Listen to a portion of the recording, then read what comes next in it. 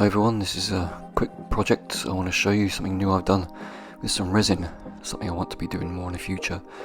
This is something I made for a family member, and she loves Harry Potter, so I used a Harry Potter font to create a template in some wood, which I was going to insert some resin, some glow-in-the-dark resin to make a nameplate for her room. So you see here I made a template and sprayed out the name with the font. To be carved, I used a detail router, just something simple to carve out the name. Something I've never done before, but that was quite fun. I needed a bit of tidying up afterwards, so I used some, intricate sanding techniques. Something new to me in this sort of field, but it came out okay. Took a while to do this, but it was all part of the fun, part of the learning curve. But I used some spray here to create a background colour. I wasn't too sure how the resin was going to turn out, how clear it was going to be, how opaque it was going to be with the glow-in-the-dark pigment. So I did that just in case.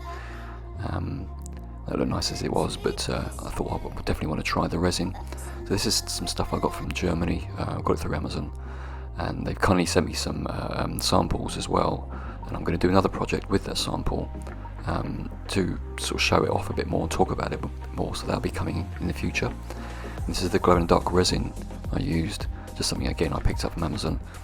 I can put some links in the description below for that, but the idea is to mix some resin, just enough for that area, and then fill what I've carved with the resin and let it dry cure.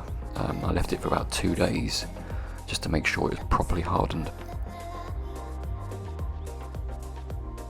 It takes a while to mix, so I obviously skip through this in terms of the video. And then I added the pigment to it.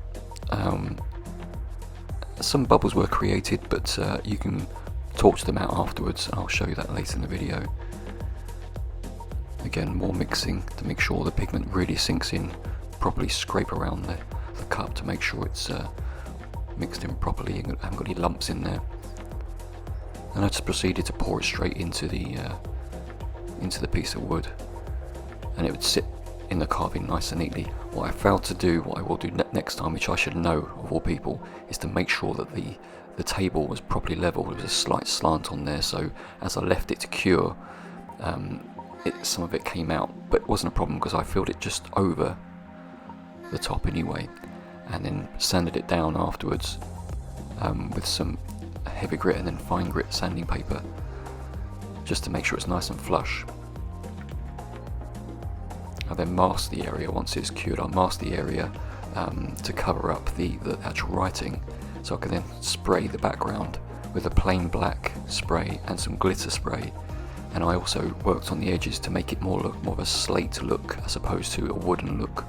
I wanted it to look like a piece of stone, and I think it came out quite well.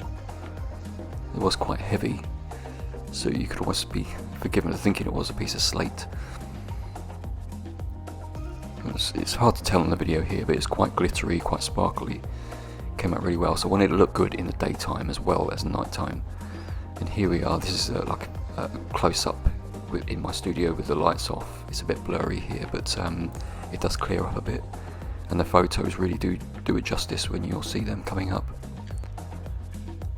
And it came out really well. I was really pleased, and it's something I'm definitely going to do again in the future.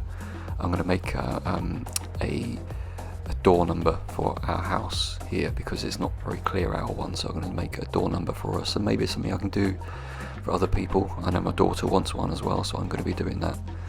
I haven't been very active recently, but there are other reasons for that, but there's many more projects coming up. I hope you do enjoy this video. Thank you.